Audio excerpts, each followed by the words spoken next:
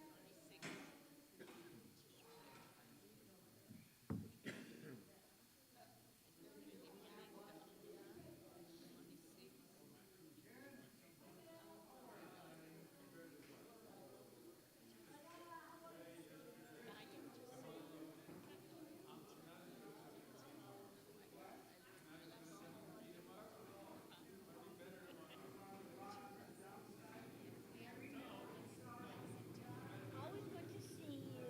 How are you? Fine.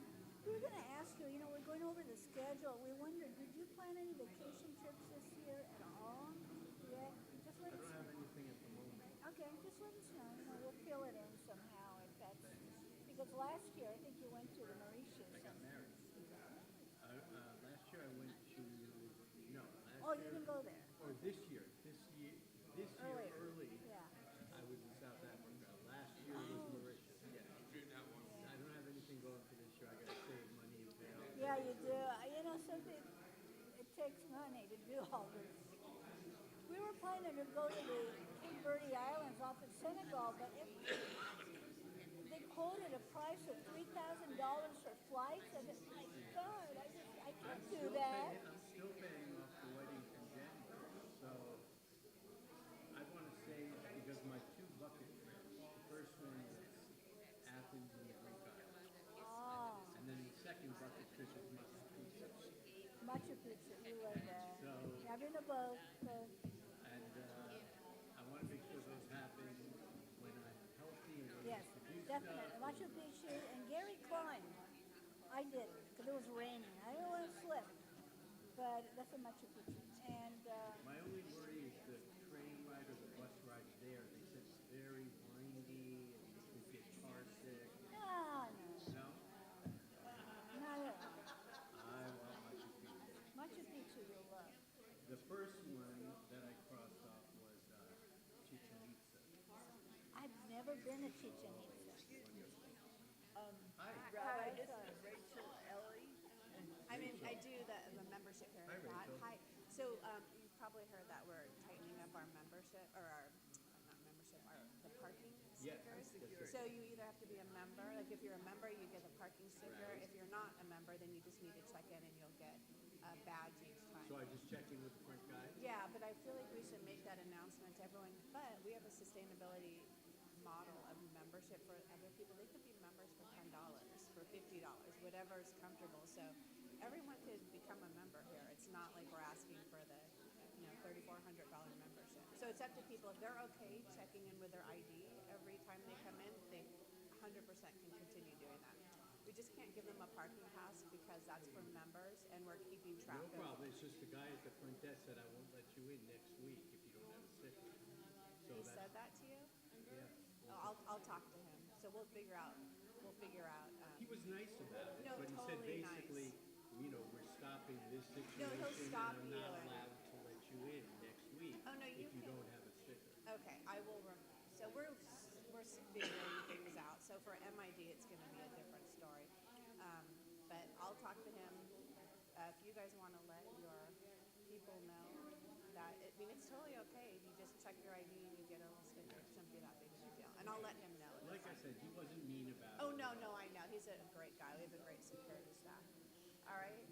Yeah. We're figuring it out, but we want to really just, those blue stickers are for members. Just because we have that way we can just let them in and we've got their car on site and all that. Don't worry, we'll get it all squared away. Thank you. Okay.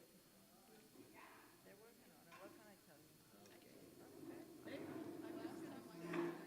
and try to see whether something I want to show today is going You're welcome to do it. but I'll stay out of your way. You could get in my way too. I mean, okay.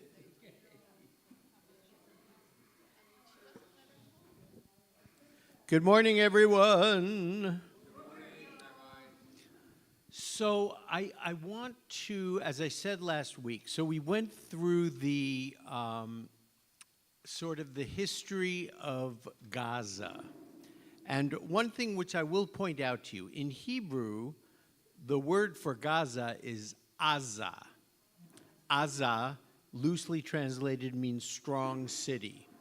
So if you hear Israelis talk about Gaza, you will hear the word Aza. Okay, so I think we now have sort of a little bit of an idea about how Gaza came to be and how Israel got into the present predicament with the territory, the Gaza Strip, that it is in now.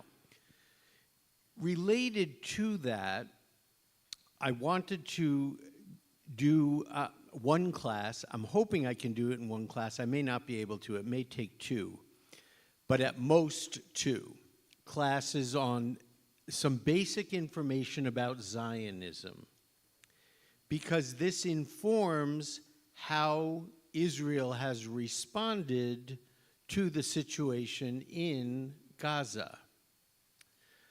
So I want to give you like Zionism 101 today. We could spend many, many classes on this. It's a very big subject and there's a lot of information. But I want to give you basic information. So on the TV, for instance, when you hear like someone from the other side saying the Zionist enemy, right? You hear that all the time. And so you should have a sense of, well, what are they talking about? The Zionist enemy. What does Zionist mean? What is that? Okay, so I want to give you basic information today. So you can come out of today's class, hopefully today, maybe today and next week, saying, okay, I have a pretty good idea of what Zionism is. As I said, there's an enormous amount of information on this. No, go for it. You could be wrong, but... I think it's Zionist entity, and it's how they refer to Israel. Zionist entity, which is how they refer to Israel. Yes, absolutely. But they use all kinds of... Yes, you are 100% correct. But they use all kinds of monikers, terminology that have the word Zionist in it. And when you hear that on the TV, you should say, oh, I know what that is. Okay, great. That is my purpose for giving you this class, and then you will understand a little bit about for instance, why Netanyahu is pursuing many of the policies that he is, and how his feeling about Gaza is shaped by the legacy of the revisionist Zionist movement. Okay, so first, in a very broad sense, when we say Zionism, anytime you hear the word Zionist, Zionism, Zionist, anything that has to do with Zionism, it is basically a movement that started in the late 19th century, in the late 1800s. And it has to do with a desire for Jews to have a homeland. So anyone who is a Zionist is pro-Israel as a Jewish homeland. That's just a very basic statement. And why did Zionism, why did this idea come about?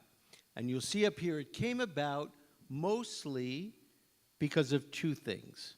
Anti-Semitism in the late 1800s and the Haskalah. Who can tell me what the Haskalah was?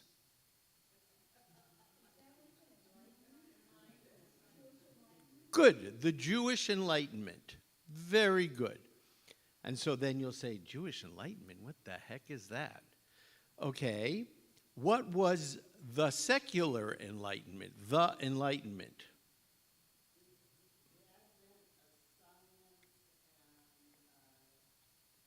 The advent of science. What was that? What was the other word you said? And secular learning in the Christian world. And more reasoned thinking. Very good. More rational thinking. Okay, very, very good. Very good. We cannot underestimate the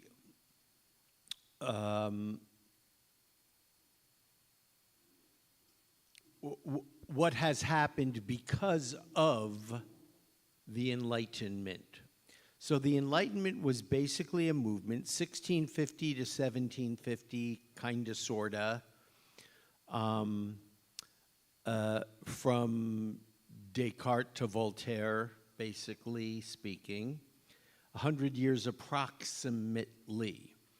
And what changed during the Enlightenment was nothing short of an earthquake in Europe. It changed everything.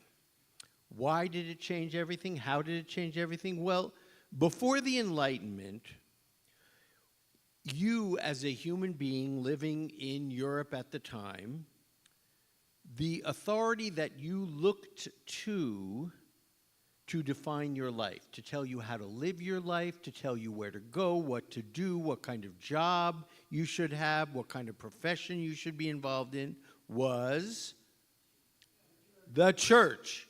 Very good. Everything was decided for you by the church. What the Enlightenment said was, you as a human being get to decide for yourself what kind of profession you want to be involved in, what kind of life you want to lead, where you can go, how many children you should have, whom you could marry. And, you know, as enlightened people of the 21st century now, we go, well, of course I can decide who I want to marry and what kind of profession I want to be in. I can even decide, blah, blah, blah, blah, blah. You couldn't back then. Your life was determined for you. You went to the church, and the church father or fathers told you how you should live your life. This 1650 to 1750 is the Enlightenment, so the late 17th century and the 18th century.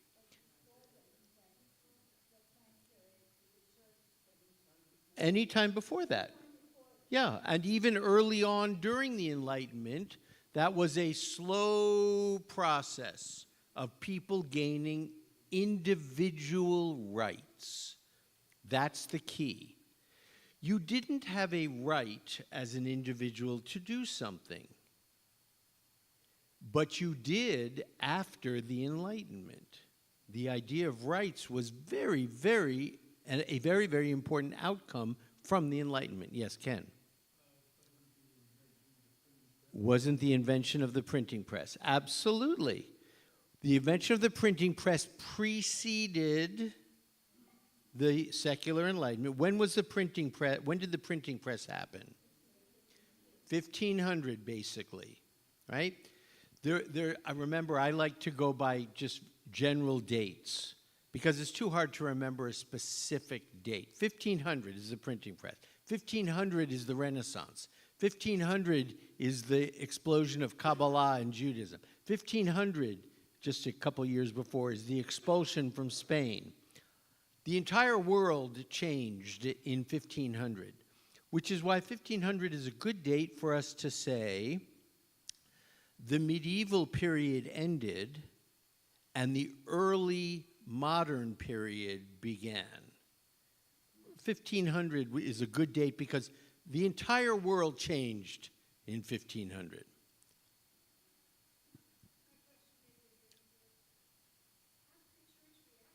How did the church react to that?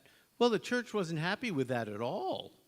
Are you kidding? Anytime a secular movement pushes back against the authority of the church, they become very upset. Yes, they were not happy with the Enlightenment at all. Didn't they have trouble with Martin Luther? And 1500 was the Protestant Reformation, okay? I mean, there's so many things that happened in 1500. Yes, the church had its own problems already dealing with Martin Luther 100 years before with the Protestant Reformation. When is the Industrial Revolution? 1800s. In America, 1800s, yes. Okay, so there are a couple of things that happen that spur the idea that Jews need a homeland. The biggest one was the assassination of Tsar Alexander II in 1881, which gave rise to great anti-Semitism and great violence in Russia. Jews were not involved in the assassination, but were implicated. And that's all that it took. And there were riots and massacres of Jews, and so Jews started leaving. It was also the beginning of the first Aliyah to Israel. So remember, we have this word Aliyah, Aliyah, right? From the Hebrew verb that means to go up. And basically, in common parlance, when we say Aliyah, it means going up to the Torah and saying the bracha and having an Aliyah. If we say Aliyah, it means going back to Israel. All right, so when we make Aliyah, you hear that all the time. When did he make Aliyah? Are you going to make Aliyah? That means going back to live in Israel. Okay, so Alexander II is assassinated in 1881, giving rise to a great deal of violence against Jews. Some Jews who can leave, and they go to what is now the present state of Israel. In 1904, we have the Kishinev pogrom. In what is now the country of Moldova, Kishinev was a riot. There was a riot and a pogrom that killed many, many Jews. As well, you will see the Dreyfus Affair, basically 1900. We know about the Dreyfus Affair? Yes? Okay, very good. So these were all events that demonstrated the anti-Semitism that was around in Europe at that time, along with the Jewish Enlightenment. So, what did the Jewish Enlightenment say? If the secular Enlightenment said you have rights, what did the Jewish Enlightenment say?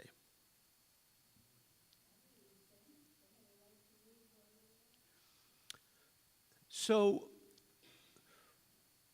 Jewish Enlightenment, say again? No, it's okay, go ahead. It was connected to nationality. It started in Germany, that we are Germans of Jewish faith. Very good, very good. So Moses Mendelssohn starts a movement in Germany. And what the problem throughout Europe was that Jews wanted civil rights. They wanted the ability to own property. They wanted the ability to vote, primarily. But they weren't allowed to have those. What was the problem, according to Moses Mendelssohn, was you want to keep yourselves separate from everybody. You want to eat special food, you want to wear special clothes, you want to live by yourselves. You don't want to interact with us, the regular population, the Christian population, at all. Why should we give you rights to be equal to us? You don't want us. Well, guess what? We don't want you either, so fine. So Mendelssohn said, look, Jews, if you want to get civil rights, you better relax this stuff. You better not keep separating yourself from everybody because they don't want you and you don't want them. You have to assimilate a little bit. Stop all this craziness about separating yourselves. But remember, what Judaism says is, how do we stay true to our faith? By separating ourselves from that which would contaminate or dilute our faith, which is one of the reasons why, certainly in Hasidism, in today's world even, the Hasidic movements stay separate.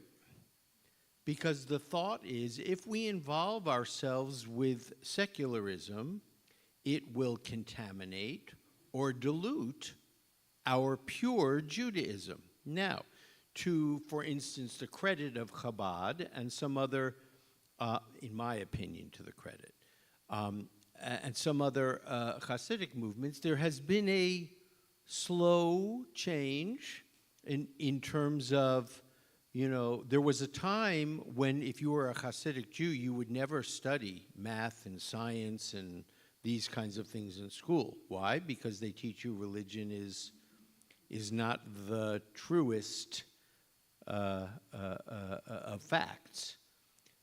God didn't create the world. It was created so-and-so million years ago by the Big Bang, and blah, blah, blah, blah, blah. So there was a time when many in the Hasidic world would not touch secular subjects. There is a little bit of a movement now. Would you agree with that, Lana?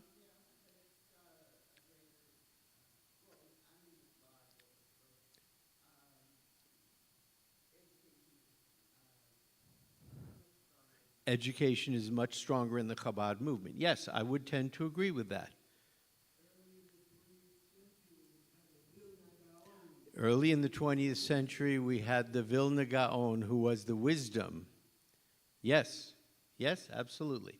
So, part of what Mendelssohn's call to Jews in Germany was, you have to be more involved with the general population. You got to relax this stuff and fit in with them more, because if you do, then they will not see you as the other. They will not see you as the enemy, and you'll get your civil rights.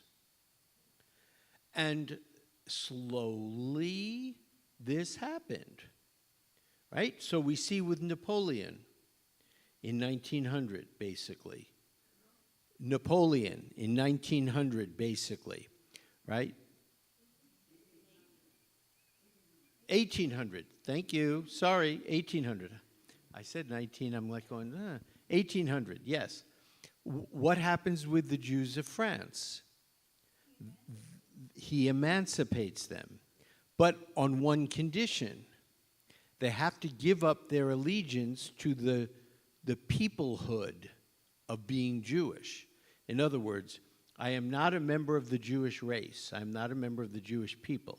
I'm a Frenchman who happens to practice a religion called Judaism. I'm not a member of the Jewish people. In other words, if we look back on it now, I don't have any desire for Zionism. I don't have a homeland. I'm French. France is my homeland. And I just happen to go to synagogue on Saturday mornings and worship in the way that I worship. Okay.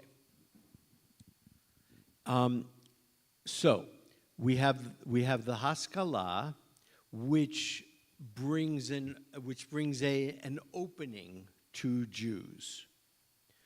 Out of the Haskalah comes a movement that's called the Wissenschaft des Judentums, the scientific study of Judaism, which means you could open up the Bible and look at it critically.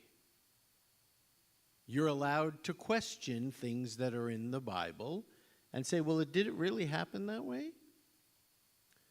And out of those things come the Reform movement of Judaism. So this was our Reformation.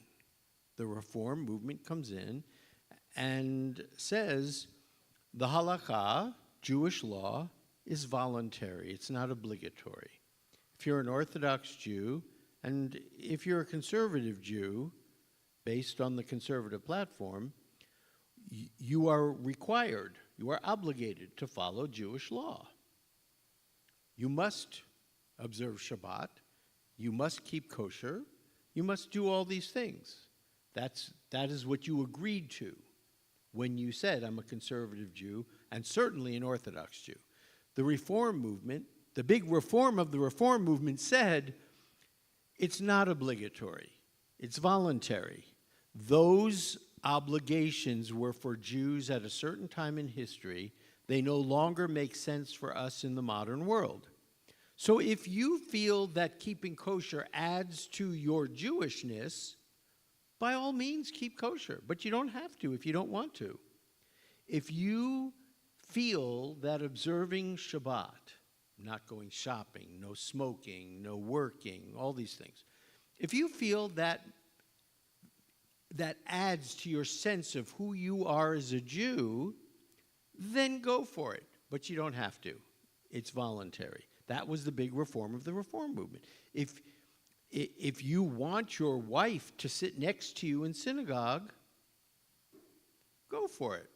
It's okay. All right.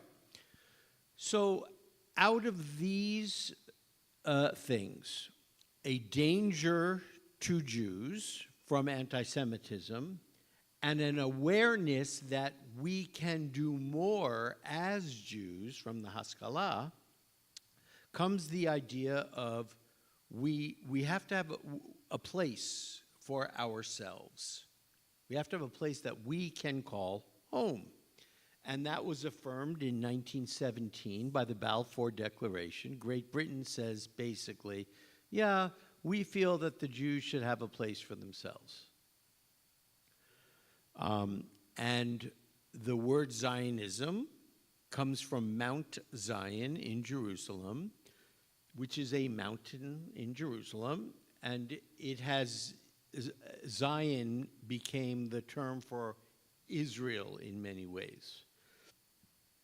In 1884, so we're talking about obviously late 1800s or 19th century, Leon Pinsker writes a very, very famous, important book called Auto-Emancipation, Auto-Emancipation. And what it led to were the first proto-Zionist movements. And they were called Hovevei Zion or Hibat Zion. They were lovers of Zion. These were people who had imagined that there could be a place for Jews that Jews would call their own. And along with that comes the revival of Hebrew, right? In the late 1800s, very early 1900s, which is to me, one of the most unbelievable accomplishments. I mean, it's utterly unbelievable. Hebrew hadn't been spoken for hundreds and hundreds of years. And along comes Eliezer ben Yehuda and says, we're Jews. We should start speaking Hebrew again. What? What? And he creates Hebrew. He recreates Hebrew. He takes biblical roots from Hebrew words, and he creates new modern words. And then little by little, for instance, it was declared that the storekeepers had to only have signs in Hebrew. You could only teach Hebrew in the schools. And little by little by little, people started speaking Hebrew again. I mean, it hadn't been spoken since, when was Hebrew not a spoken language anymore? After what? After the Roman conquest, says Ziesel.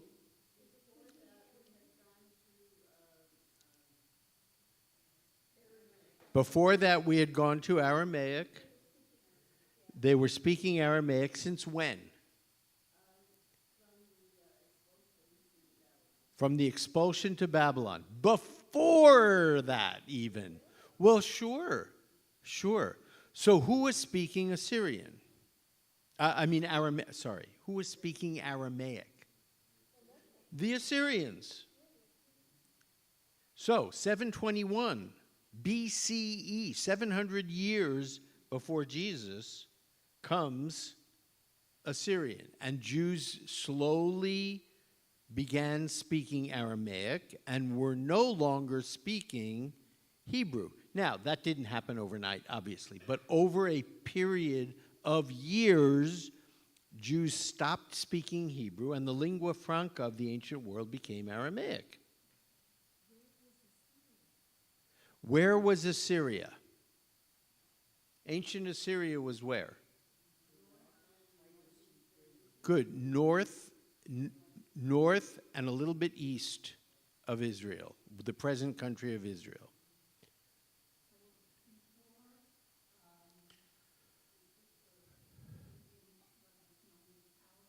Yes. Good. Before the revival of Hebrew, what language was being spoken in Palestine? Native languages. And there were a lot of Yiddish speakers, for sure, because there were a lot of folks from Eastern Europe. Joel? The European languages, wherever you were from, you were speaking your native tongue, and Yiddish was very popular as well. And then Ben Yehuda resurrects from death after hundreds and hundreds and hundreds and hundreds and hundreds of years a Hebrew language, and Jews are speaking Hebrew. I mean, to me, it's just astonishing. Early 1900, late 1800s, early 1900s. Ben Yehuda? I don't know.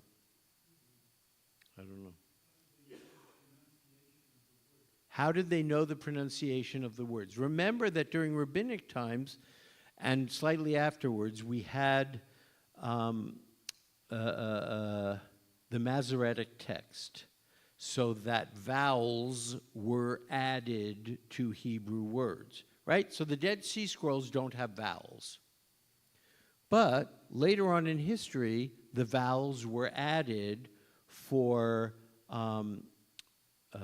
what's the word? So that everyone would be speaking it the same way. Say again?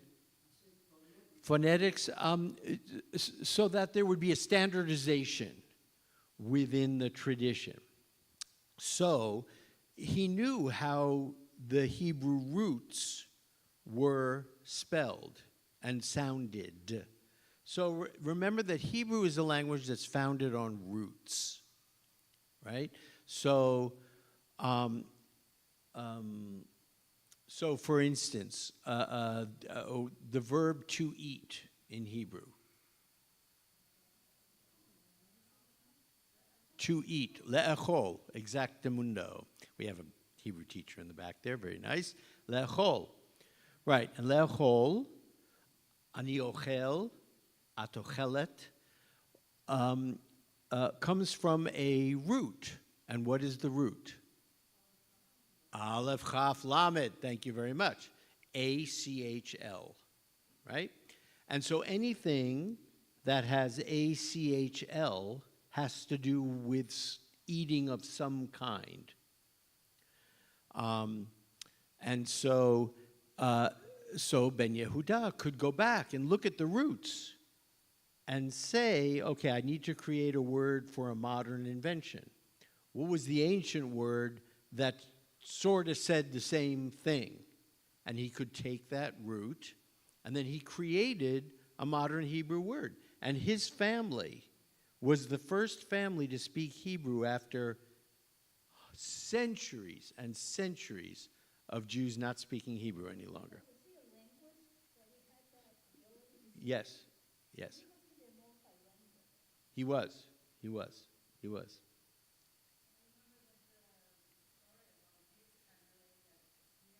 I remember that a story about his family, that he had a son.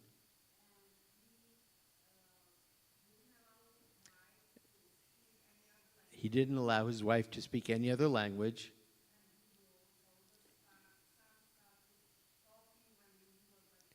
The son started talking when he was 5 years old. Yes, that's true. Yes, that's true. His son was the very first pure Hebrew speaker after the language was resurrected. Okay, yes. A stronger example of roots. Lamed Mem Daled.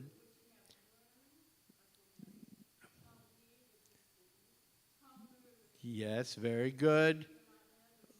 Lomed, Talmid, Talmud. Yes. So basically, or the same thing, KDSH. KDSH. Anything that has KDSH has to do with something being holy. Kiddush, Kaddish, Kiddusha, Kiddushin for the wedding, yes.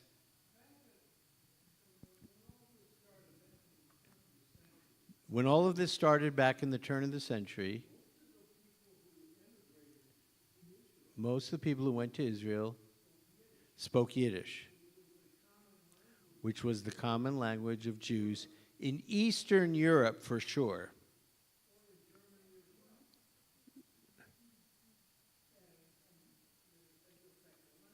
Correct. Right, which is why we said they were speaking the languages of their country, but many were speaking Yiddish as well.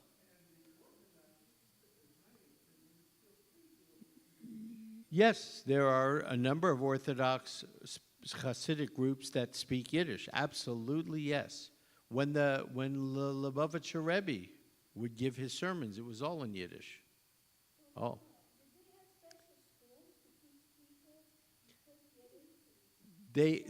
Hebrew was taught in school and was mandatory for the children. Oh, that's a good question. I don't know if the older population, if there were school, there must have been. But I know that over time, nothing was allowed to be printed in other languages. Everything had to be in Hebrew, and you were forced to learn Hebrew. Okay, Zisel. Hang on one sec. In Eastern Europe, the Jews had cheder. Yes.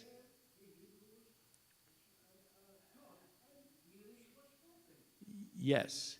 The Jews could read Hebrew. There wasn't a modern spoken language, but the Jews could read Hebrew, and pray in Hebrew, which is why during medieval times, Jews were the go-between between Christian Europe and Islamic Middle East, because Jews could deal with measures and weights and technical things, because both populations could read Hebrew.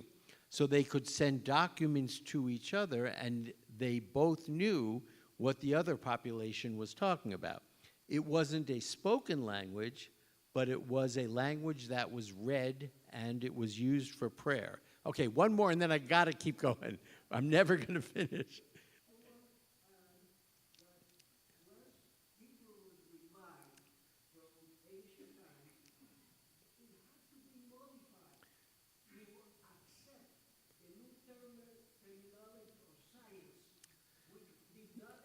Yes, yes, which is why I said Eliezer ben Yehuda had to go back, find biblical roots that he could use to create new words, but they were based in established Hebrew roots.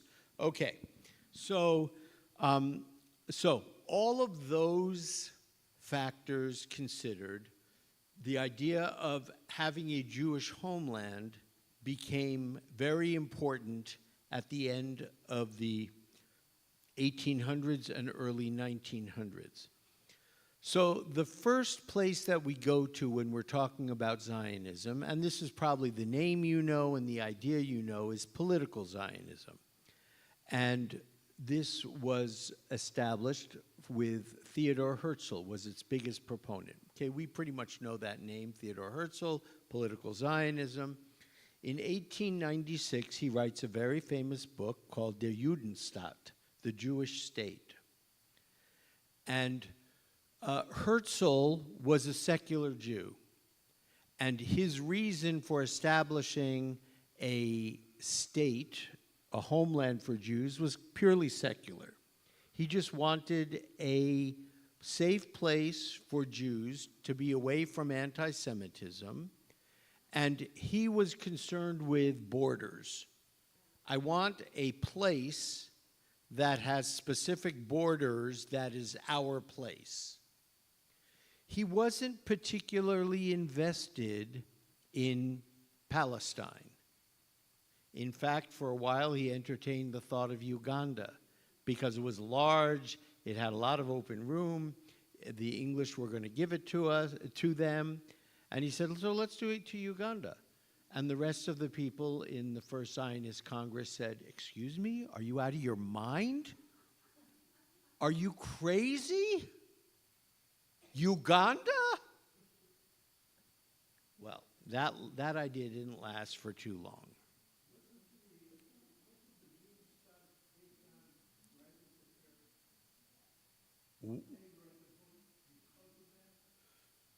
No, I don't think so. I think it was certain. Was the Dreyfus Affair the reason he wrote the book? He was definitely influenced by it. I don't know if that was, maybe it was the precipitating event. Yeah, it might have been the precipitating event. After it, he finally said, you know what? This is the last straw. This is the camel that, the straw that breaks the camel's back. So he presides over the first Zionist Congress in 1897 in Basel, Switzerland. And in 1960, the Zionist Congress gets renamed to the World Zionist Organization. So following the pogroms of 1881, we have the first Jews moving to Palestine. And all this is coinciding with events in Europe where Herzl is saying we need a place for Jews to be. And so these first Jews fleeing the pogroms move to Palestine, and they say, you know, we're gonna build up our homeland. And who was the majority population in Palestine at the time? Arabs, Muslims mostly, Arabs. And these groups of Jews are coming, and they're starting to buy little bits of land, and they're starting to clear away rocks, and they're starting to do all this, singing about this is our homeland. And the Arabs are like, what? What are you doing? No, this is our land. No, this belongs to us and has belonged to us for a very long time, which it had. They had it since 600.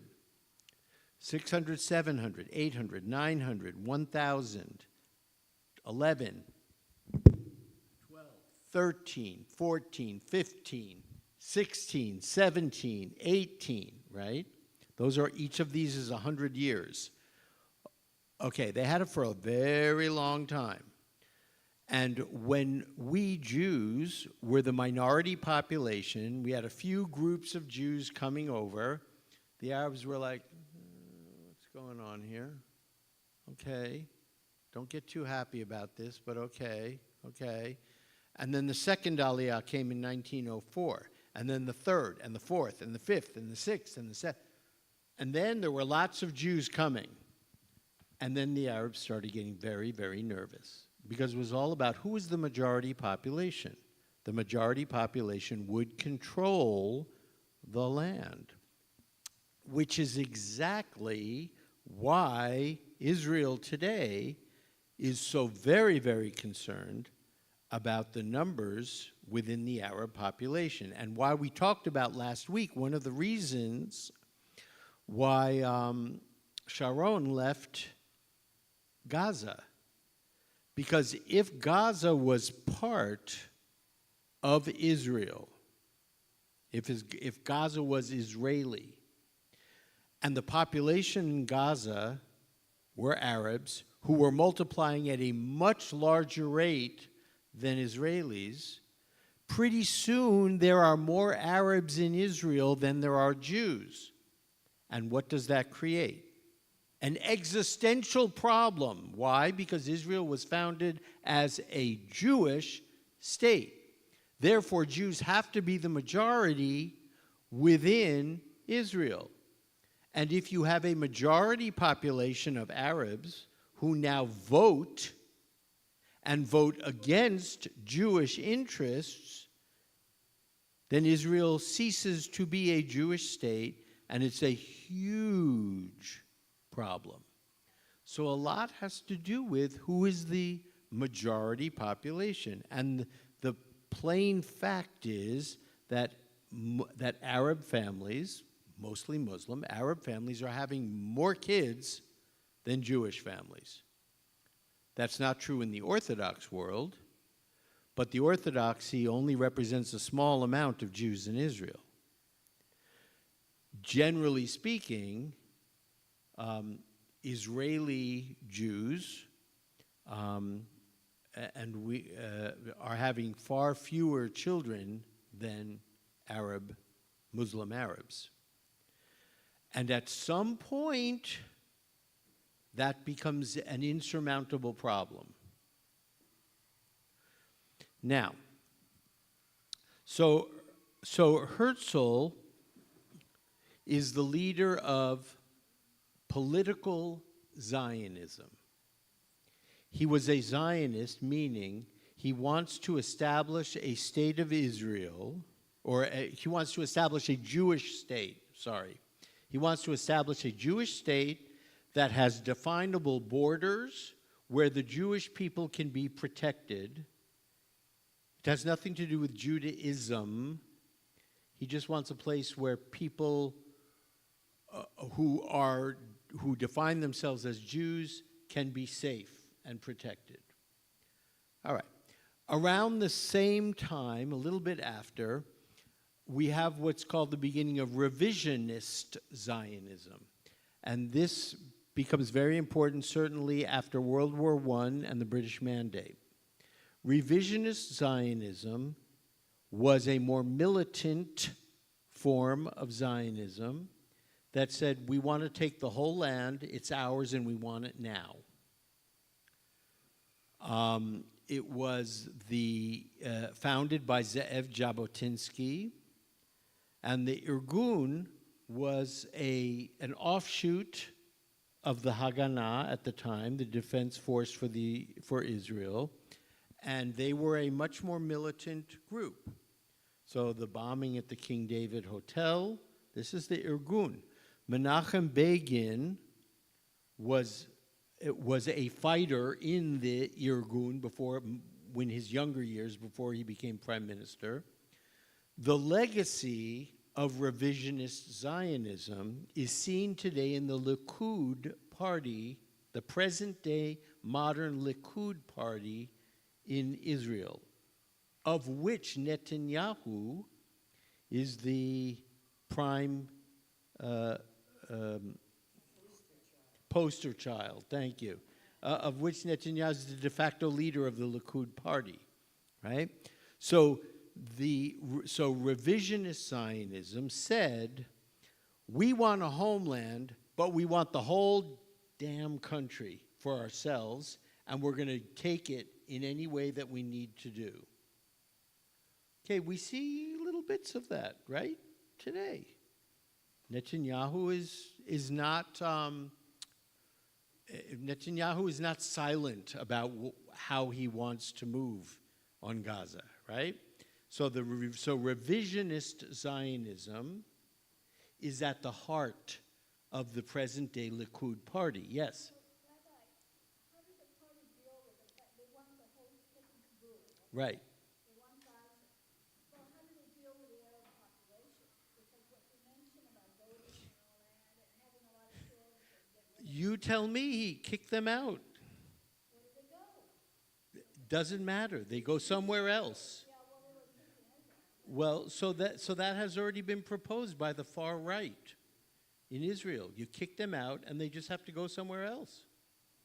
Now, let's talk about the far right, because the far right in today's Knesset is a descendant of what we call religious Zionism. So we have lots of expressions of Zionism. Why do you want to go back to the land?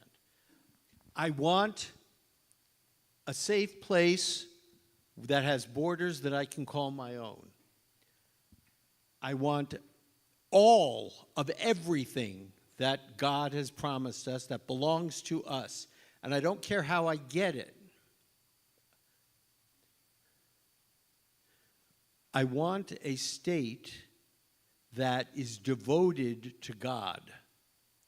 I want a place with political borders, but I want one that's devoted to God. And the most well-known proponent of religious Zionism was Abraham Isaac Kook, Rav Kook. And he said, basically, look, it's your religious duty as a Jew to come to Israel and settle in Israel and make it the place that God gave us. This is all God-centered right here. And it was huge resurgence after the 67 war. Why? Because Israelis felt this was God that gave us the victory in this war. This is God who gave us Sinai and the other half of Jerusalem and reunited. This was God. This was divinely ordained that we win this war. So religious Zionism underwent a huge, huge influx. We see that in the current Israeli far right. Sha'as party, and you see Smotrich and Ben Gvir. These are all related to religious Zionism. This land is ours. God gave it to us. It's our duty to be here, and this is ours.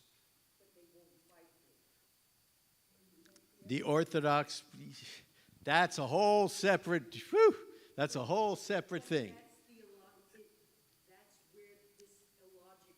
Yes, I mean, there could be no state if nobody's fighting for it. that's true. That's true. And there's an element within the Orthodoxy. What time is it? Well, I don't want to be rude and impose on Rabbi Alexander's time. There's an element within the Orthodoxy, not all of the Orthodoxy, but a small element at the far right, Naturei Karte, who says Israel is not legitimate God didn't bring about the state of Israel, humans did. The UN did, right? And only God can bring us back to our land, and only God can establish the state. Therefore, the state of Israel is not a legitimate state.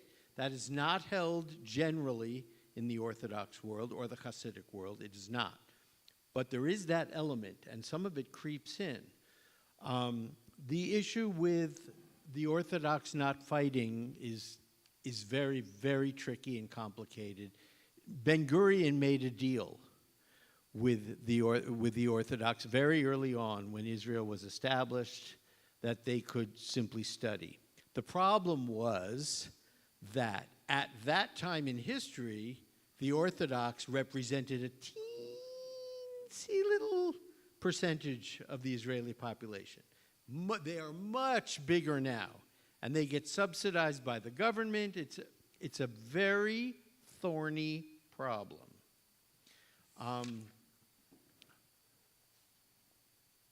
Okay, I might be able to finish. Okay, so the current Israeli far right represents the legacy of religious Zionism. There are two other forms of Zionism that are important. The first one is called cultural Zionism, and this was founded by the writer Achad Ha'am, Asher Ginsburg, in 1903. And he said there should be a Jewish state that celebrates the revival of Jewish culture. Jewish culture, art, history, music, food, right? There should be a Jewish state that celebrates Jewish culture. He was very, very upset with Herzl about suggesting Uganda. And Ginsburg was one of the ones that was like, excuse me, you what? You want to go where? Are you crazy? There's only one place. And Herzl was had his mind changed, or changed his mind very quickly, because he wasn't supported by anybody. And he was like, okay, guess not. We're not going to Uganda, guys. Okay, the last one is called labor Zionism. And this one is very, very important. Labor Zionism was a socialist movement. The kibbutzim were a product of labor Zionism. Labor Zionism said, Jews, we need a state where we can go to work the land. To work the land. And they were, labor Zionism was the Zionist movement that founded the Haganah first, the defense forces, which ultimately became, in modern times, the IDF. It was started by Moses Hess in 1862, and Ben-Gurion was absolutely a labor Zionist. So the kibbutz movement was a huge part of labor Zionism, and the present-day Labor Party in Israel, in the Knesset, is a descendant of the labor movement, of labor Zionism. You will maybe notice labor used to be a very, very, very powerful and important part of the Israeli government. Not so much anymore. It has come way down in its influence and importance. But for many years, it was Labor and Likud, Labor and Likud, Labor and Likud. And they were vying for who would take over the government. Basically, Labor was left-wing and Likud was right-wing, just like our Democrats and Republicans. I shouldn't say just like, I would say reminiscent of. Yes?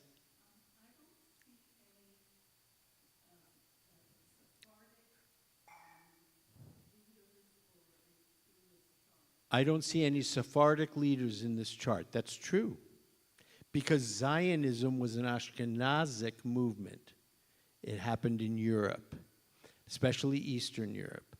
So Zionism per se was not a Sephardic, did not have Sephardic roots to it. It was Ashkenazic in its genesis. So how does Zionism deal with the diaspora? So how did Zionism deal with diaspora? So what ended up happening is we have many movements within the United States to this day that are aligned with the various Zionist movements, and they have meetings, they give money, they're supportive. And so I'll end today with this. So when you hear on TV, so-and-so was a Zionist, or get the Zionists out, or whatever, you have a sense now, Zionism was the desire to create a Jewish homeland. But there were many different expressions of why to create that homeland. We want boundaries where we can be safe. We want everything that is ours, no matter what, and we'll take it any way we can. We want an explosion of Jewish culture. We want art, history, music. We want to go back to the land. We want to establish kibbutzim. We want to work the land for our people. We want to go back because God promised us this land, and it's our religious duty to God to be here to fulfill what God has promised us. What they all have in common, we want a land that's ours. Gaza is a part of that land, which makes it so very difficult. If you are a descendant of the revisionist Zionism, like Netanyahu and Likud, you want the whole thing. All of it's ours. If you're a religious Zionist, God promised us all of this land, which is why the far-right parties now that hold all the weight in the Knesset, because if they drop out, Netanyahu loses the majority as prime minister, have so much power. God promised us this land. They are the ones who absolutely advocate. We want to take it, kick them out. I don't care where they go, it's ours. Likud and revisionist is almost there. They're almost there. So I hope that we have a little bit more of a sense of what Zionism is and how we got to where we are today. Next week, we start back with our diaspora communities. Thank you for indulging me for another week on non-diasporic material. Have a great week, everyone, and have a wonderful second class.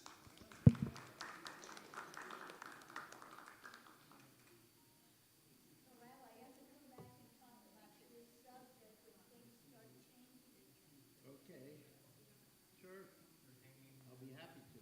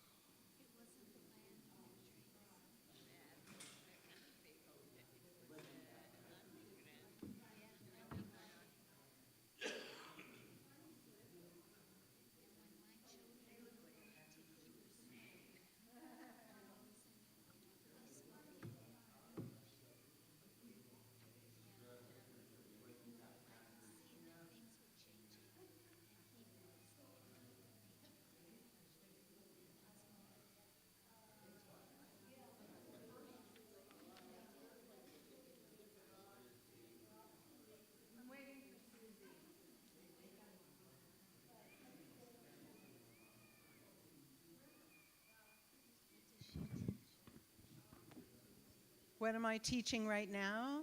I am teaching Jewish Pirates of the Caribbean.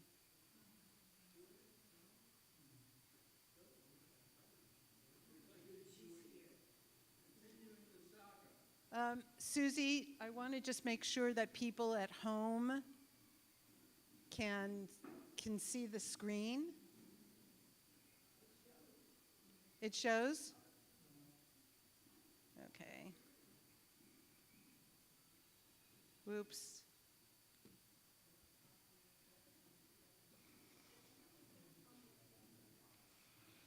Okay. Good morning, everybody. How are you? So, this morning we are going to learn about a different guy. So I found this, I think, really well put together intro to that. And the name of the person that we're going to be learning about is Shmuel Palache. And of course, he is not just simply a pirate, but you will find out what he is in addition to being a pirate as we move forward. And today I want to, when we're done with the class, I really am looking for your feedback because, as you know, I can teach a number of different topics, and I'd like to know whether you're okay with this one or you want to move on to something else. And I don't feel upset about any of that. I can roll with the punches, but I want to make sure that it's something that is that you're learning from and that you feel good about learning from. So we're going to start with this. How do I do this? Do I just turn it on the way I would generally? The arrow in the middle. There you go. Yeah. There you go. That, they can't really hear it, can you? Okay. So how do I get this louder? Volume slider. Put the mic on the computer. I'll probably hold the mic next to my computer. Yeah.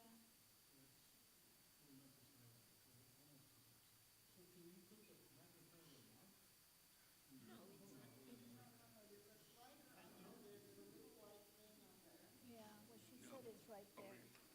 Oh, right there? But that's on the computer, not on... Well, turn the volume up on the computer. On the TV, maybe. Turn up the volume on the computer, that would. But this is all the way up, Yeah, I isn't it? thought I turns put up it the all the volume way on up. There you go. Did it go up? It didn't change. There might be Because something I on the TV. think, all right, we'll do the best we can. It's all got writing down at the bottom. Okay, volume's all the way up on the TV. Okay, good. Rabbi Palachi, have you anything to say in your defense? Gentlemen of the court, I stand here accused of piracy, of crossing the seas in pursuit of Spanish ships. But ask yourselves, why would a man such as I, a diplomat, a merchant, a man of faith, choose the life of the sea, of storm and salt and steel? I was born in Morocco, yes, yet I am also the son of Spain, the son of the people who served Spain loyally, who built, traded, and lived side by side with Spaniards, only to be branded as strangers, driven from our homes, cast out, tortured, and expelled for no crime but our faith. Many of my kin remain there still, hiding their very existence, fearing every footstep of the Inquisition. So I chose the sea, not as a thief, but as an avenger. Condemn me if you will, but do not mistake me. I am not ashamed nor free. I chose this path, and if the sea carries my name long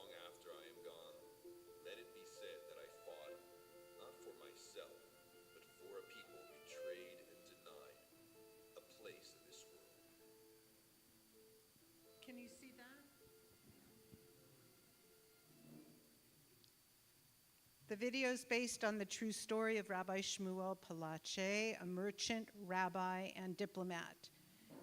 Escaping persecution by the Spanish Inquisition, he turned to piracy and navigated the politics of Morocco, Spain, and the Netherlands, embodying resilience in a turbulent era. That's who we are learning about today.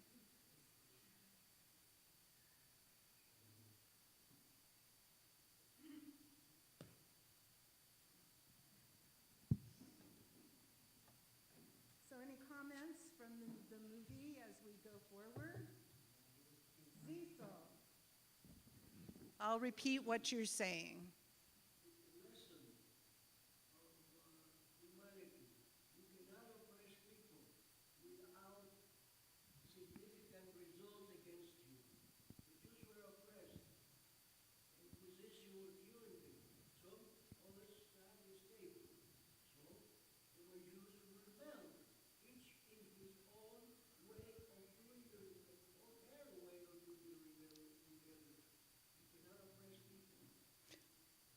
So what Cecil said in a small repetition is that when you do these kinds of things to people, you cannot expect that they're going to just sit down and take it. There's a kind of a response. There's a response to what happens when people are treated in this way. And people like this particular actual rabbi got involved in that. Because of exactly what they said on this movie, that he saw what happened to his people and he would not put up with it. And I think that's what we learned a little while ago as well. I'm going to move on, Zisel. You're just going to do it, right? Okay, go.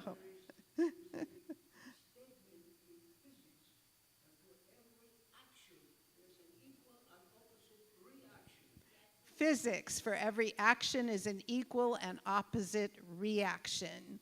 And now we'll change from Pirates of the Caribbean to physics. How's that?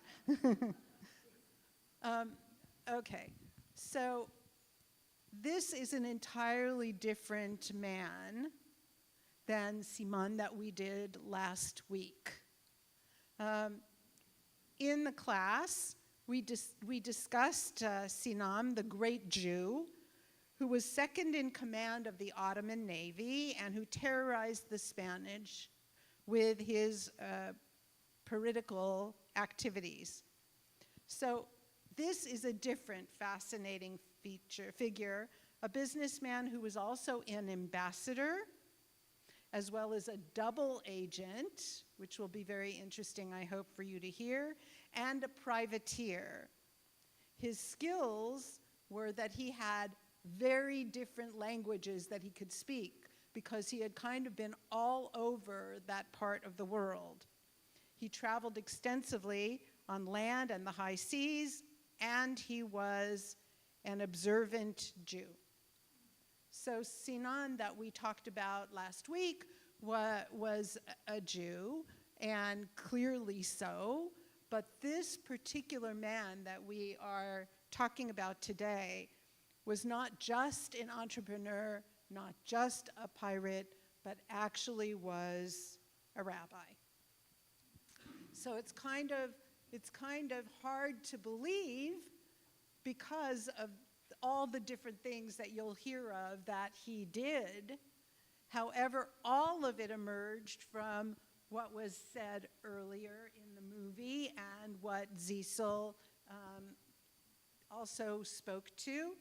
So before we even tell the story of his life, there's a point that must be made.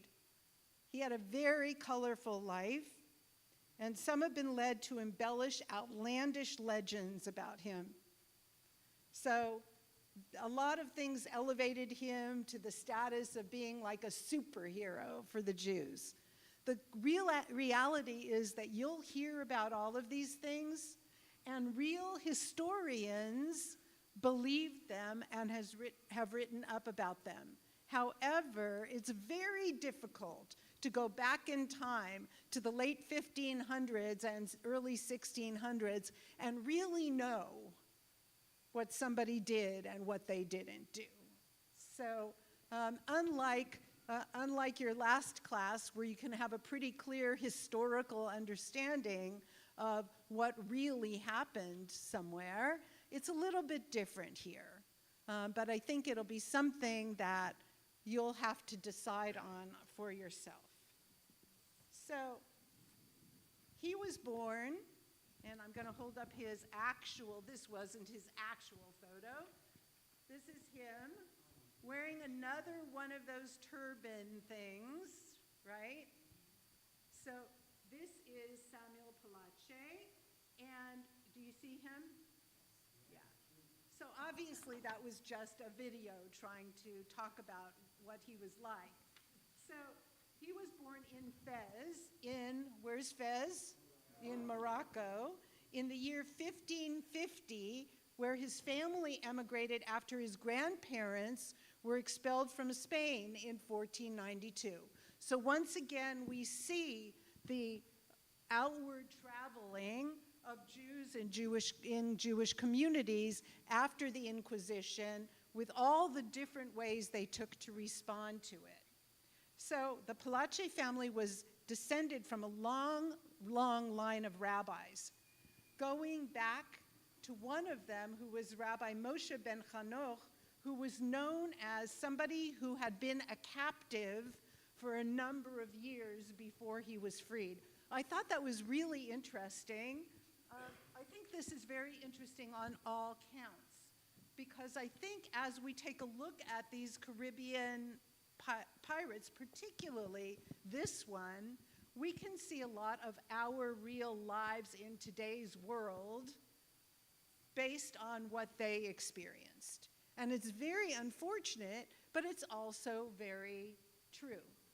I would venture to say that nobody knows what's going to happen to Jewish community in New York. And so, we shouldn't take the history of the experiences that we've had historically for granted. Instead, we should start to learn about what that is and what really happens. And in the same way that there were people in these countries like Spain who not only hid Jewishly after converting, but actually completely converted. They took on every aspect of what was important in Spain, and that's what happened. And their families didn't discover that they might have had Jewish heritage till 500 years down the line, right? And we have people in our Jewish community who behave almost in the same way. They might not need to convert to something. However, they let go of having their Jewishness be primary. So I think that's a little bit about what we learn with regard to not only him today, but in just about any historical journey we take. Does that make sense to you? Okay. So his grandfather, actually further back than his grandfather, a member of his family, was a captive for a long time. And what do we know about captives now? Nothing, right? We know about captives for sure.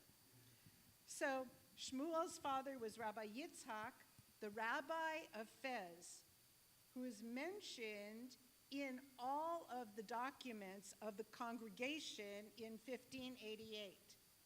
He also had a brother, Yosef, who was accomplice to him in many of the exploits that he took on. And we have lovely, lovely Belle. Okay, and he had a sister who married another rabbi, one of the leading rabbis of the Neve Shalom Kihila congregation in Amsterdam.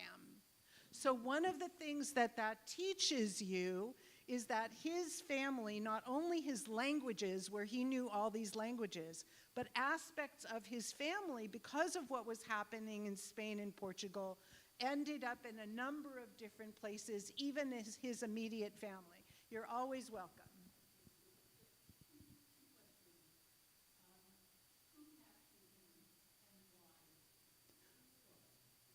Who captured him? I don't know. I don't know. There were a lot of times when people of renown were captured.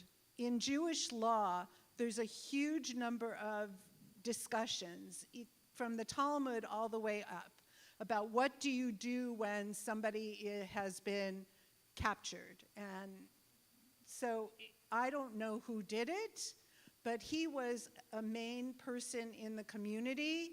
They were very often kidnapping Jews. Why? The money, but also the Jewish law.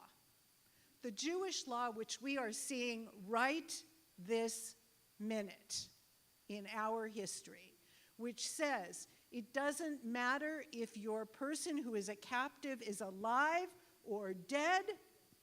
We as a community have a responsibility to bring them back home. Amazing, isn't it? So here is this member of his family who was kidnapped, probably, obviously, for the money, but also because people in many different cultures knew those Jews, they're always going to redeem their captives. So it's both a bad thing and a good thing. And in our world today, we have to be concerned about whether an enemy will say, oh, well, now we know even more about what they're going to do if we steal their people, right? So it's a difficult thing. Anybody want to add to this?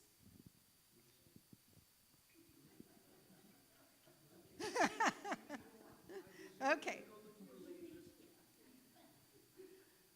Shmuel grew up in the Melle, which is a Moroccan version of a ghetto of Fez. So I don't know if you've been to different places in Italy, for example, but if you have, there are Jewish ghettos in just about every major city. I don't mean that Jews are living in the ghettos now, but if you take tours, Jewish tours in those places, you will find out where they were. And what happened in most cases is that Jews could get out of the ghetto during the day, and then the community would, not their community, but the whatever city it was, would lock them in at night. So that is where this person grew up. He attended a Jewish school with his brother. He studied Chumash and Gemara and the Talmud. Their father was also a teacher who must have had a strong desire to pass on the rabbinic tradition which had been in their family. From time to time, the boys were also visited by their uncle, who was a storyteller, a Magid they called it, somebody who would go into communities and tell stories of Jewish history and tradition because people didn't have books and things to learn them. And he sparked their imagination with tales of his travels. It was these things from the uncle who made Shmuel want to see the entire world. So what do you think it was like growing up in a ghetto? Anybody? What? Must have been fun to grow up in a ghetto? Maybe because you're with all people that you know, and yeah, yes.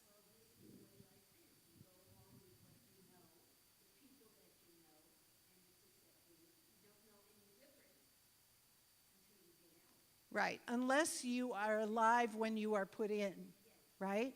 So one way or the other, yeah, it's what he knew, it's where he grew up, but it also was a way to show how he became so dedicated to what was happening amongst the Jewish people.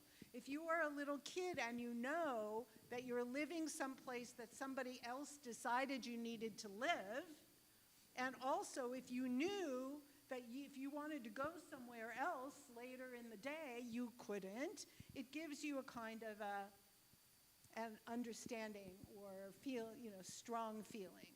In the 3rd district of Fez, this is what a Spanish traveler wrote.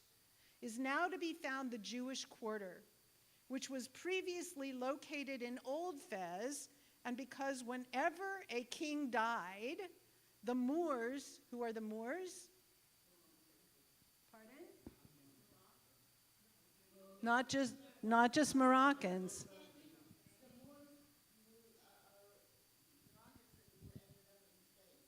Okay. Moroccans who ended up in Spain, are they Catholics? No. Are they Jews? No, they're Islamic. So whenever a king died, the Moors ran to loot the houses of the Jews. So King Busaid moved them into the ghetto by their choice so they wouldn't constantly get raided when something happened in the society, on the condition that they pay him a double tribute. In this quarter, there is a great quarter with many shops and synagogues and very well-built houses. Who created the stores? Who built the synagogues? And who built their own houses? Right. So what we have is people in the Jewish community saying, I'm very tired of getting looted whenever something happens in the government. We get looted and everything happens. We would rather live in our own neighborhood. Yes, who wanted to say something? No kidding. Go ahead. Cecil, go for it.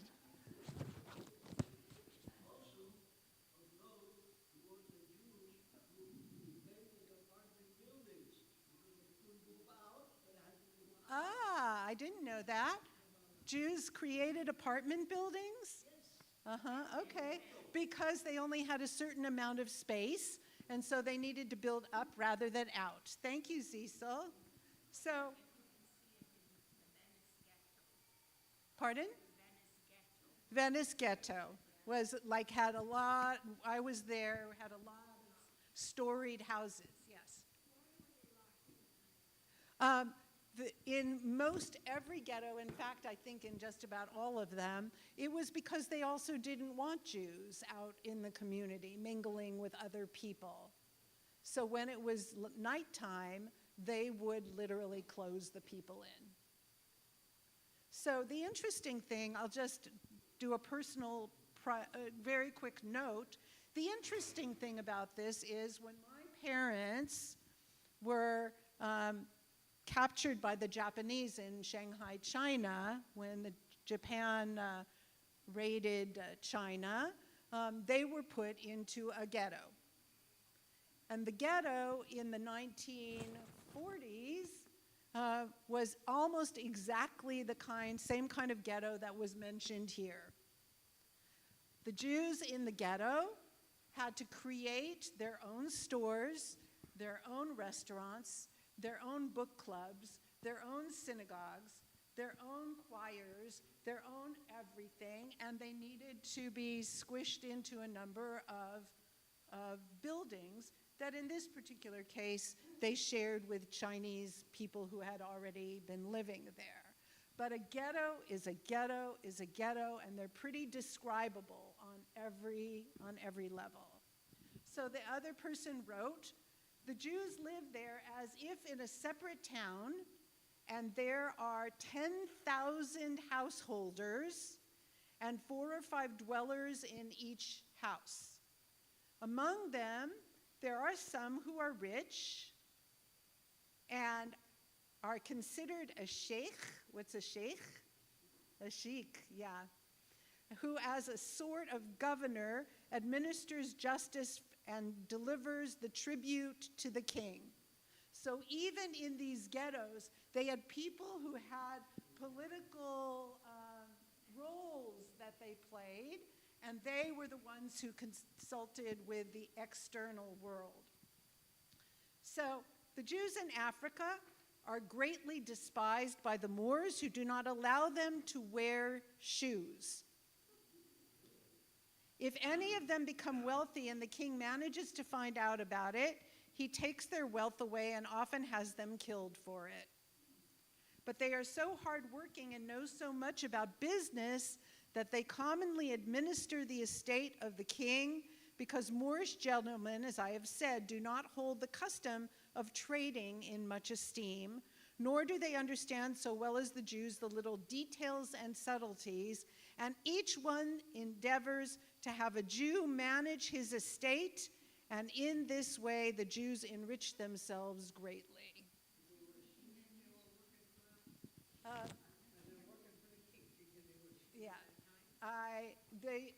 We'll learn a little bit in just a couple minutes about what some of the ways are that the countries dealt with Jews when they hated them, they treated them horribly, and they needed them.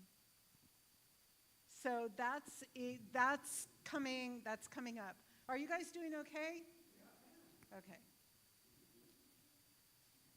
We see from this report that Fez, which I should really reiterate, is controlled by the Moors at the time. So when something would happen in the kingship that was somewhat protective of the Jewish community, everybody would come to try and harm them or steal. Does that make sense? Okay. Fez had a massive Jewish presence in the 16th century, and while they were hated by the local population, as I just said, they were desperately needed for their business skills by the elites of Fez. So now let's talk about Shmuel. Remember Shmuel? His adventures in Spain. So Shmuel eventually married Reina Palache, who bore two sons, Yitzhak and Yaakov. By this time, Shmuel and his brother had moved to Tetuan, a pirate port outside the Strait of Gibraltar. There they engaged in piracy, raiding Spanish ships and plundering them. And then, as you asked last week, they would then sell their merchandise for profit. And who did the profit go to? The synagogue. So you're partially right. Thank you for saying that. The amount of money that they took in, they did not utilize strictly for their own grandeur, but rather because they were trying to take care of a community that had been obviously treated more than badly. News of the brothers' activities reached the Sultan of Morocco, and he sent them on a mission to sail to Spain, where they would purchase jewels with beeswax. Now, how could you get jewels with beeswax in that day? What would it be? Candles, one thing, right? What else? What else did the royalty need? Go ahead, Cecil.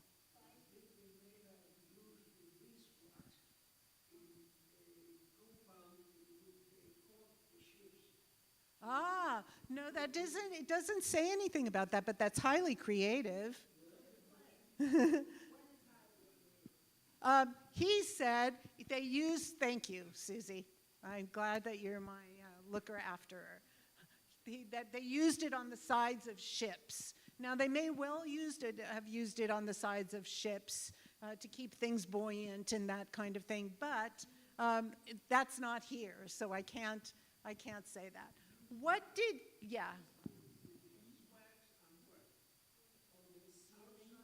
So, no, they didn't I don't know that they used it on the side of the ships. I'm trying to suggest that there is something that people who were wealthy or people who were in kingship or something like that. Yes, ma'am, thank you. They used it all in the production of seals. Anybody else had one of those fun things where you can get a little I don't know what you call it, just, yeah, okay. And then you can take the wax and you put it in, and you put it on the letter, and then you seal it up. Well, that's how they dealt with every kind of important mail that they would send around the world. And so that was highly, it was a very important substance for sale.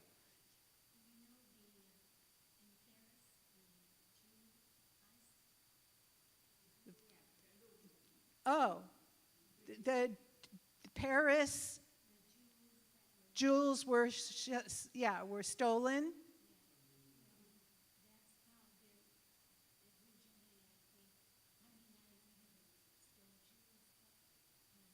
You never stole jewels, but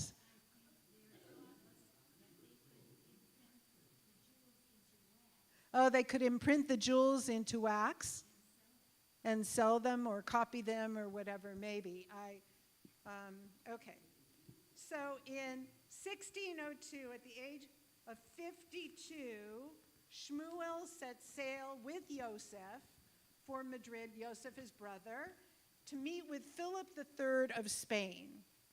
Although Jews, now I'm getting to the point that you brought up a little while ago, although Jews were forbidden from settling in Spain, certain Jews, not conversos, certain Jews were given entry permits into Spain for business purposes, which lets you know that these governments could both try to destroy Jewish life and then realize that they had to make use of some of it. Wondering if that's still happening today. I don't know for sure, I'm just wondering. So, they were called this, Juderio de Permiso. Juderio de Permiso. What does that mean?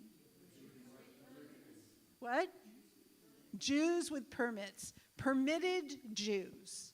So basically it was to get a visa as a Jew to come in because they needed you for something. So he arrived in Spain in 1603.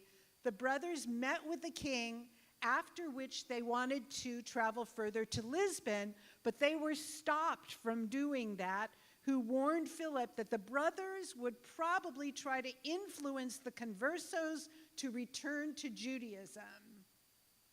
And at that point, they had already helped the king, and so they were denied the opportunity to go anywhere else. 2 years later, the brothers were back in Spain, where Shmuel seems to have offered his services to the king as a double agent. Remember at the very beginning I told you he was a double agent. Now, nobody really knows about this or what his intentions were.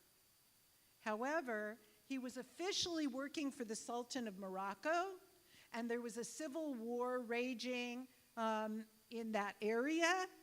And while it was difficult for the Moroccans as a whole, it was particularly difficult for the Jews, especially in Fez. So a contemporary account from a Jewish resident of Fez said, for 3.5 years, 1603 to 1606, we have been victims of starvation and many other calamities. Some 800 souls have starved to death in Fez. More than 600 Jews have apostatized. The roads are no longer safe. Lines of communication have been cut off. Whoever remains in the city starves, and whoever leaves it becomes a victim of the knife. Yisrael has reached the most extreme possible state of poverty. So even though Shmuel didn't reside in Fez then, it was clear that he knew that the situation in Morocco was dire. He had to escape and he had to find ways to help his people. So therefore he attempted to settle in Spain, not only with his family as tolerated Jews, but to try to figure out how to help the people. Although it would seem that Shmuel would be heading straight into the arms of the Inquisition, he was confident that the information he would be able to provide to the Spanish crown would give him status, and along with it, make it possible for him to help his people who were dying in Fez. Nobody knows. This is one of the things I told you about at the beginning. Nobody knows why he really did these things. But considering how dedicated he was to Jewish life, it's very hard to believe that when he went in and tried to create agreements with the Spanish king, that he would be doing it just for individuals' sake. But we don't know that. And we don't know exactly what happened.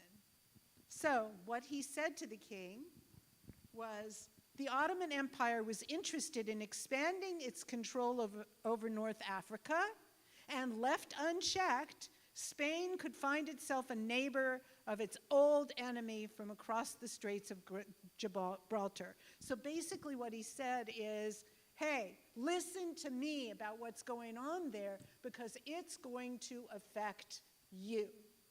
And I can give you all this information that will make it possible for you to stop that if you help me. So one of the things that happened is that he kind of got caught as being suspected of being a double agent. And the Duke of Medina advised the king, saying, his business is all trickery. So the king did reimburse them for their travels, but they were told to leave. Some lovely music will now accompany. So, several months later, what do you think he tried to do again? How many times has he already entered Spain? He got a very brief opportunity to live there. Yeah, he wanted to take his family. We don't actually know if he ever really got to take his family there.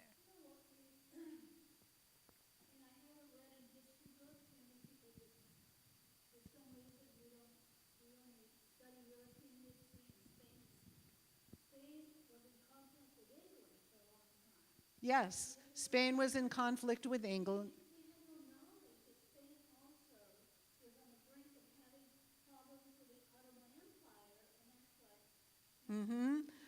Spain was having issues with a lot of countries. The Ottoman Empire was one of them. England was one of them. Morocco was one of the issues. Holland was one of them. So basically, Spain was in deep financial necessity, but also had bad relations with a lot of the countries that were around them. So he was trying to make use of that. If somebody were to ask me, I would say this guy was acting as a double agent, but not the kind of double agent that we would say, oy vey, right? He wasn't trying to befriend Spain because now he was going to, want to be back in Spain personally or do that. His double agent status was to help the Jewish people and whatever country in that 1 minute was willing to not starve and kill Jews. So that seems to be it. So, let's see what else I want to say.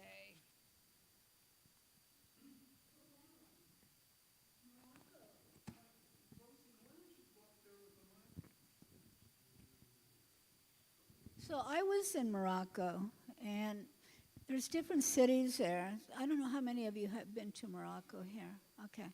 So there's Fez, there's Rabat, there's Marrakesh and Casablanca, and I've been to all of them. And the people that founded Morocco were Berbers, and they're the main population of Muslims that went into Spain.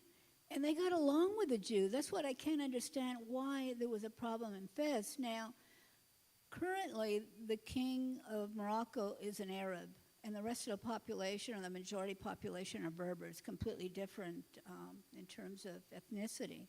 So I don't know how it was way back then. But I can see that Ishmael was using all these differences that pin in order to benefit himself. But I just wonder if there were other Jewish populations in the other communities, I mean, other than Fez, like Rabat, and that's where the king lives, actually. So this is the reality of the Jewish relationship with Muslims.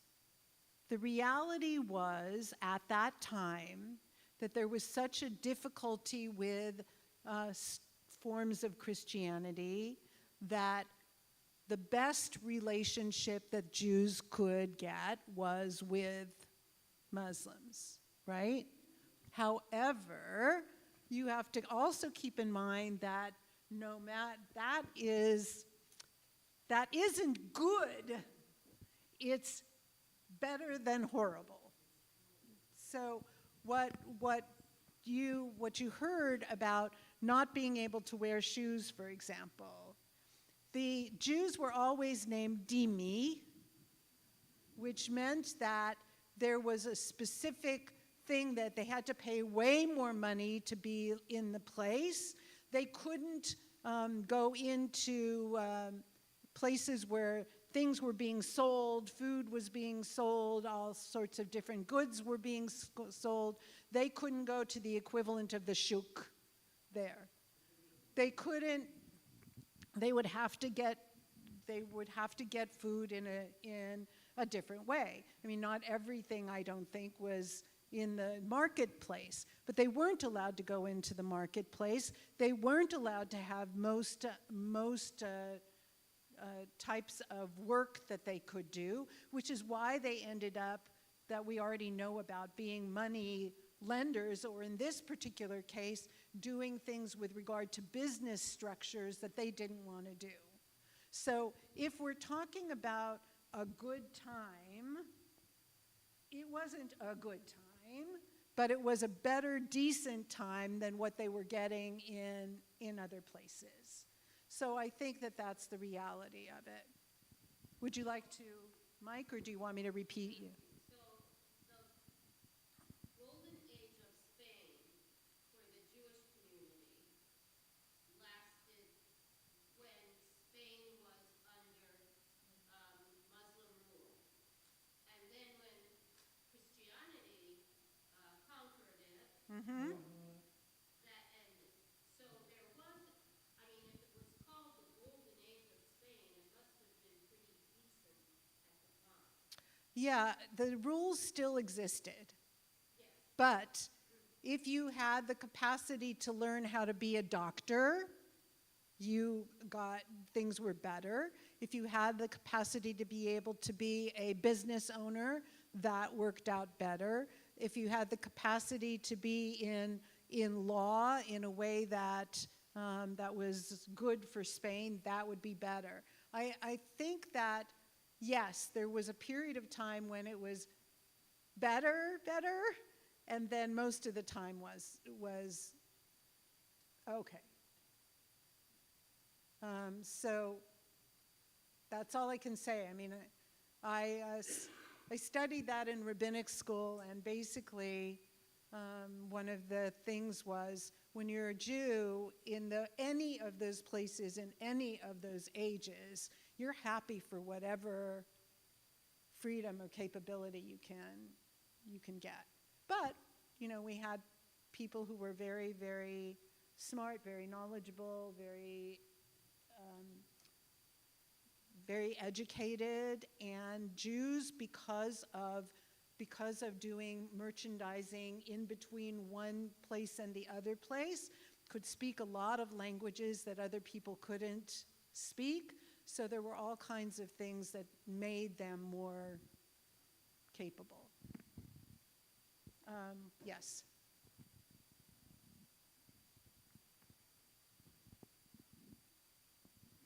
Okay, two things about Demies. One of them is you couldn't be taller or higher than the Muslim population, which meant you could only ride on donkeys where they could ride on horses. Your synagogues and houses had to be lower than the churches, or not churches, but mosque or whatever. Anyway, what I wanted to really talk about was the economics of Spain. One of my favorite books, and probably one of the most important books I ever read, was The History of Money. And there's a separate chapter on Spain. And because of the expulsion, there was a loss of expertise. It created a vacuum. Meanwhile, the Spain was getting all this gold and silver. You would think they would be tremendously prosperous, but they didn't have this expertise that was lost, which I can't remember because I read it 20 years ago. But whatever it is, they were gilding their palaces in gold, but they were having to import lots of things because they couldn't make them themselves. What? What'd you? What happened with Spain, they were bringing in all the gold and silver from the Americas, but when they kicked the Jews out and the Muslims, they kicked them out at the same time. And they lost their bureaucracy. These were people that were working for Spain to make it great. And when you lose your key people who have know-how in business, you're going to be suffering. And that's what happened with Spain. They didn't know how to deal with it. And I think that's what Lana's talking about. That also happened, I'm going to keep going now, but it also happened during World War II when areas became Judenrein, which means empty of Jews. They realized that there were many things that could not get handled in those various different countries and communities because the Jews weren't there. So, back to him. So, on his last time trying to get into Spain, he sent a letter to the king expressing a wish for permission for all his family to settle in Spain, and in return, Joseph offered to convert himself and his 3 sons. Not Shmuel, but Joseph. So, question, did the Palaches actually intend to convert to Christianity? What do you think, based on what you learned about them?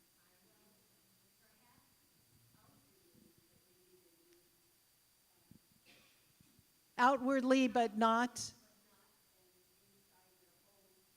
inside their homes. So it seems very unlikely, though, that Shmuel would have considered this seriously. We have a testimony from his crew on one of his voyages that he was careful to eat kosher food. And records after his death show that he possessed his own Sefer Torah, which he presumably took along when he was at sea, because people reported that they would see him engrossed in studying something that looked like Hebrew. So it seems more likely that this was another one of his plans to gain entry into Spain. But the effort was for naught, as the Inquisition began an investigation into his activities, and he quickly had to run away to France. But eventually he made his way to the Netherlands. And when he went to the Netherlands, when the Netherlands were in Spanish dominion, Jews were barred from settling there. But when they were driven out, the Dutch leadership began to allow Jews in. The issue that was a problem, though, is while the kings and while the heads of the Netherlands were very happy about the idea that they could now let them in, people in the communities were not as glad about that. So we're going to stop. This is not the end of his story at all, and unfortunately we lost time over being able to get through everything, but you have an idea now about some of the things that this guy, Shmuel, and his family, and all the types of things that they had to do. But the thing I want to end with is, he went from country to country to country to country to country, right? And he also put himself on ships so that he would be able to try and help the people without getting the trouble that came from each of those countries. And that is not an unusual thing. There's a reason why we're called what? Wandering Jews, yes. But in his story, which has some lovely aspects of it in addition, lets you really know it wasn't just him that had to do this. It was so many different people who had to do this. And most of them weren't pirates getting back at those who had harmed us, but nonetheless, they were regular people in regular towns or countries who had to leave, go somewhere else, hope, leave, go somewhere else, hope, and that's the way that it was. So I hope that you felt good about learning about Shmuel today, and I wish you a wonderful, wonderful week.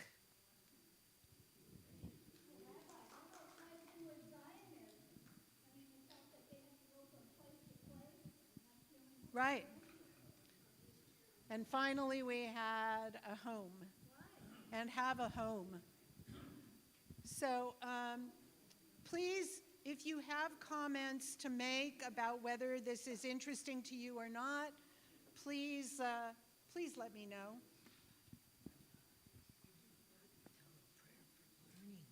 What? You forgot to tell a prayer of learning. Oh, no. Yeah, I'm the only one that memorized it. I forgot the prayer for learning today. Very much. This is all new to me, and I haven't had much Jewish history, and this is so interesting. But I will tell you a story. My brother joined the Marines at 17.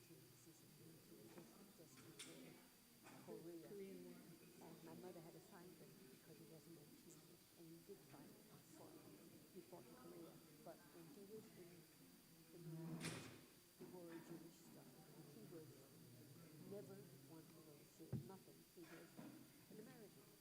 He got in so many fights because he wore the Jewish star. He refused to take it off.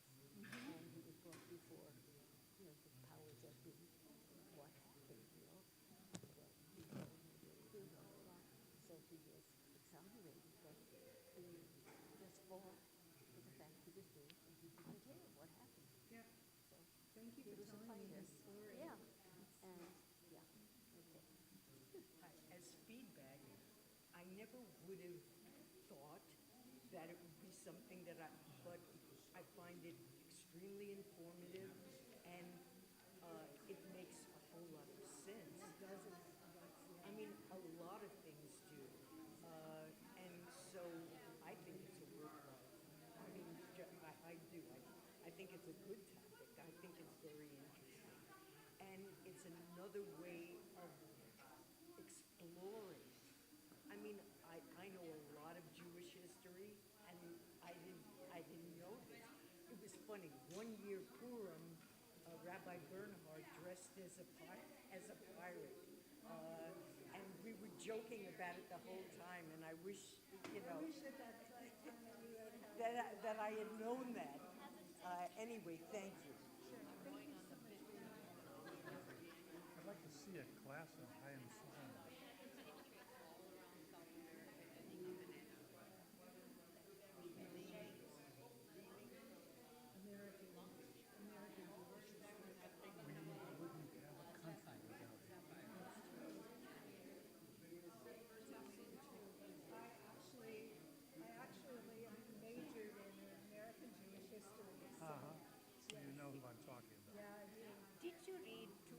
ago, because I don't know where I read it, a Spanish author said that, well, not word by word, but crazy. He kicked the Jews out to help us, and all these Muslims who are giving No, us you must trouble. have read it somewhere else, but that's absolutely true. No, but I read it somewhere, but it was just recently. Yeah, that's good. Thank you. I was going to say, back in 1986, I had the king and queen of Spain come to my temple to apologize for the Inquisition. Did they? Yeah, they apologized for kicking the Jews out in 1492. You know, now with Spain and Portugal, if you have proof that your family came from Yeah. either of those places, they'll give you a Passport. passport. Yes. Yeah. What synagogue was that? Tiferet Israel in Westwood. Down the street from Sinai. Oh, okay. Thank you for telling me. That's great. You have an Orchard Supply jacket on. Yes. I used to work there. I loved Orchard Supply. I was so upset when it closed. That's where I always went. Yeah.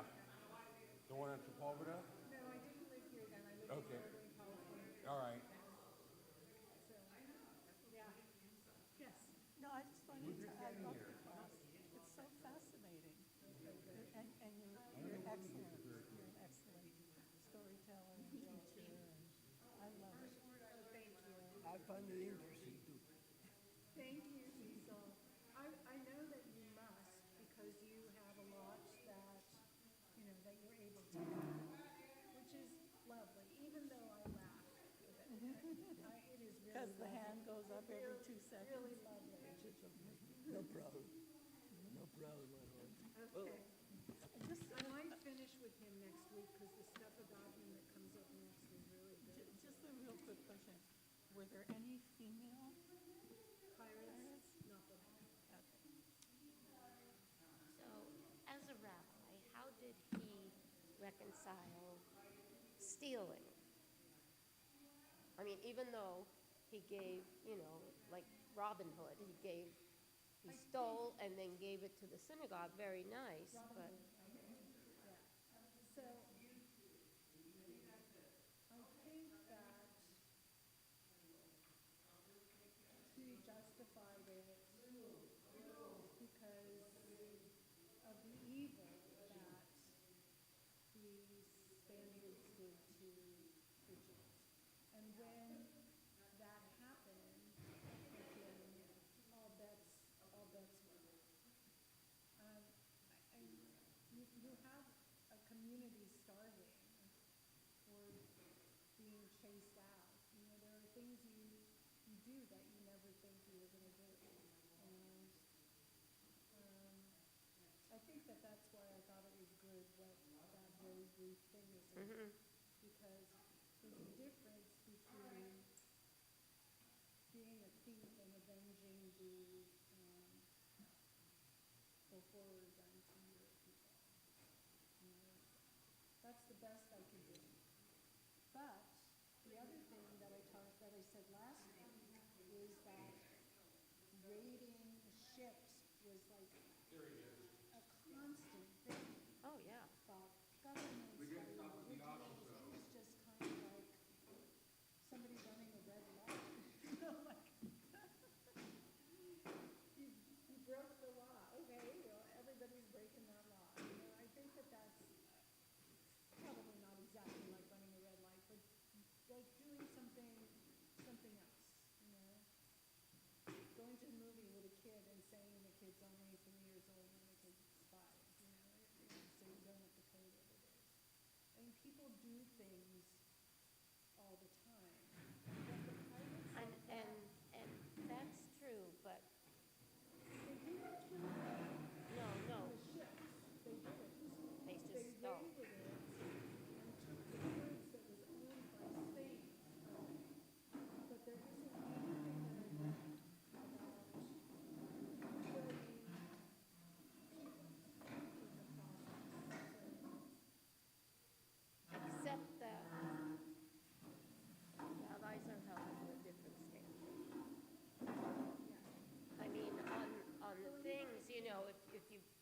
got a gun to your head and they say, eat the pork, you're supposed to eat the pork, unless you're a rabbi, and then you don't.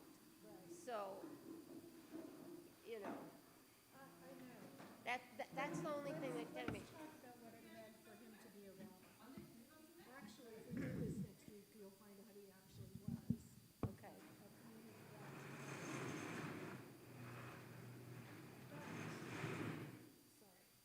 But, I don't know. I can't answer that question. I really can't. Okay.